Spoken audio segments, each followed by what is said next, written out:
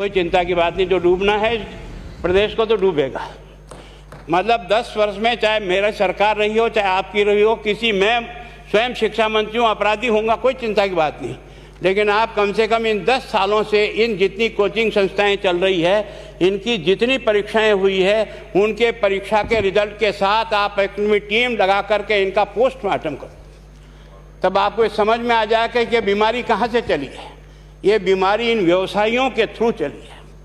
मैं और आप पेपर आउट करेंगे, पेपर लाऊंगा, 5 लाख दे दूंगा, 8 लाख दे दूंगा, मैं क्या 2 करोड़ 5 करोड़ 8 करोड़ दे सकता हूँ क्या भैया? ये सारे के सारे जो पैसे देने वाले बड़े बड़े दिग्गज लोग हैं, जो कोई 10 करोड़ में पेपर ले जाता है, कोई 3 करोड़ में ले जाता है, कोई 2 करोड़ में ले जाता है, फिर अपने कोचिंग संस्थान में रिजल्ट लाता है, उसके बाद बड़े बड़े पोस्टर बाहर लगाता है, मेरा 100% सिलेक्शन। ये है बीमारी की जड़। अगर मार करना चाहते हो तो यहाँ करो, तब तो जा कर के इसको कोई रोक सकोगे। बाकी से केवल मन को संतुष्ट करने का काम करो तो ये राजस्थान के उस गरीब बच्चे के साथ न्याय नहीं होगा, जो बड़ी मुश्किल से पढ़ता है, अपने घर में बूढ़े माँ बाप को भूखे मार के पढ़ता है और उसके बाद परीक्षा के लिए जाता है, रोता हुआ घर लौटता है। क्या दुख नहीं होता है?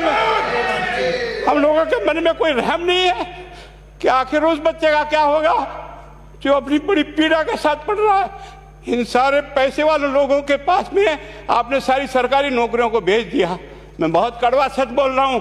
आज जो पिछले 8 साल में नौकरी में लगे ना, उन सब का भी पोस्टमार्टम कराओ, आपको लगेगा आधा फर्जी मामला निकलेगा। कोई है नहीं, कोई सोचने वाला है इस पर कि आखिर उसके दर्द को कौन जानेगा, है ना। जिस प्रकार से हमने परीक्षा के माध्यम से इन पैसे वाले लोगों को उतार करके सारे के सारे उन गरीबों की आशाओं के ऊपर पानी फेर दिया। रात और दिन पढ़ता है, भूखा प्यासा पढ़ता है, घर बेच करके पढ़ता है, खेत बेच करके पढ़ता है, लेकिन जब उसका सिलेक्शन नहीं होता तो जहर खा के मरता है। कोई इस पीड़ा को समझने के लिए तैयार नहीं है। और हम इस कानून को ला करके दुनिया को बताना चाह रहे हैं कि हमने इतना बड़ा कानून कर दिया, इस कानून से कुछ भी नहीं होगा। मैं आज आपको कह रहा हूँ, ये जो आपने नए प्रावधान जोड़े हैं, मैं सोचता हूँ कि मुझे कुछ बोलने की इच्छा नहीं, मुझे बहुत दुख है इस बात का। क्या होगा ये?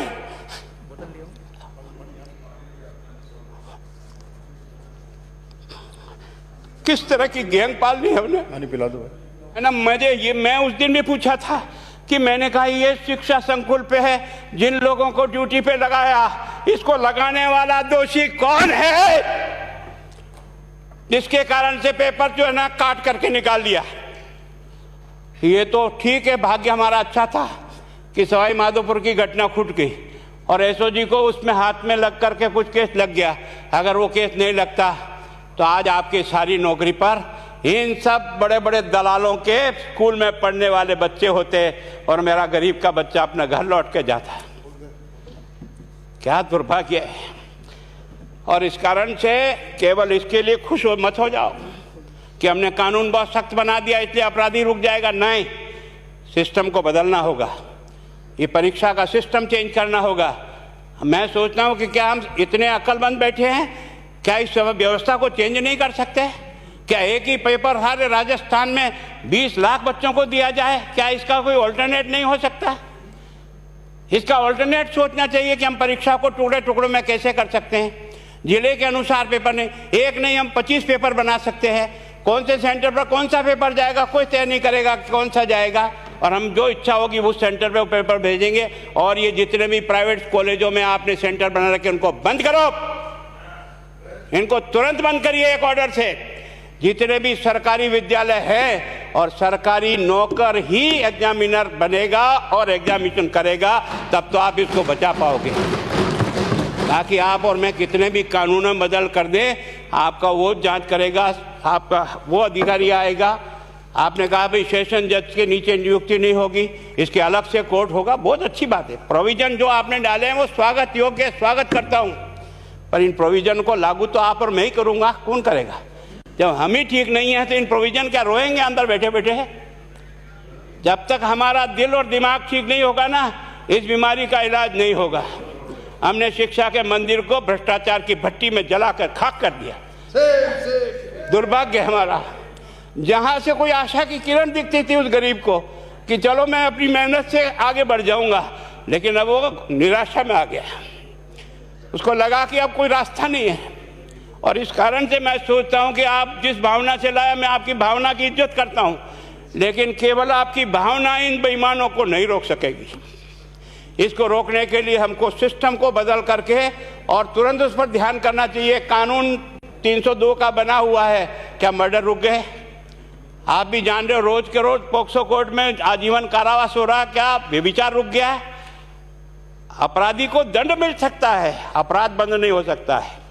अपराध बंद करने के लिए जो सिस्टम होते हैं उस सिस्टम में चलो।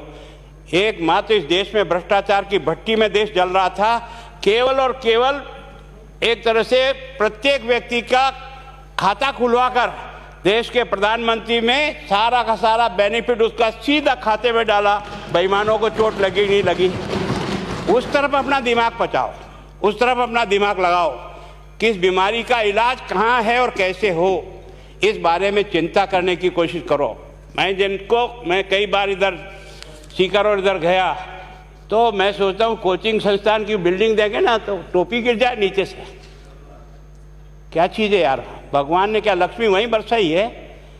और जो बाकी संस्थाएं, उसका कारण यह है कि हमने अपनी दुकान को इतनी कमज़ोर कर दी है कि जहाँ बच्चे अच्छी तरह से शिक्षा लेकर के हम जैसे गरीब पढ़ करके यहाँ आ गए, अब वो रास्ते नहीं हैं। और इस कारण से मेरी बहुत विनम्र प्रार्थना है, इस बीमारी का इलाज चाहिए बच्चे को, कानून से नहीं होगा, कानून के अलावा होगा, और उसमें आप करें। धन्यवाद। Thank you.